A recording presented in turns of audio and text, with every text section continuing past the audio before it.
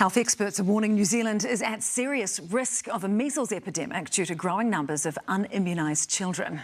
Childhood measles vaccination rates are at about 82%, well below the 95% needed for population-wide immunity. Alexa Cook reports. Kokiri Marai's clinical nurse is worried about her community, as just 69% of Māori under 2 are vaccinated against measles. They're really, really far too low, absolutely.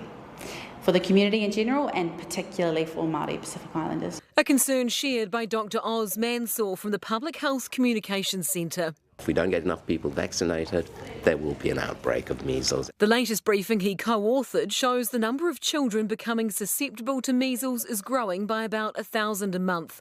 It calls for 3 urgent actions: for the immunity gap to be closed, a reduction in the risk of importing measles by requiring proof of vaccination to leave or enter the country, and a rethink of the public health response, focusing on identifying and isolating contacts. The challenge is for most people is we haven't seen measles epidemics. We don't know, the extent of misery and severe illness it can cause, and including death. World Health Organization figures show measles cases almost doubled in 2023 compared with the previous year, reaching 320,000. But we're concerned with the global rise of measles cases, there'll be more, and we don't now, progressively, each year as time passes, we have less and less of that high school protection. That's because New Zealand's vaccination rates have been falling since 2017, which means reduced herd immunity. But boosting those rates is proving difficult. There are a few reasons. One of them would be a flow-on effect really from COVID. I think that there's a lot of mistrust out in community at the moment.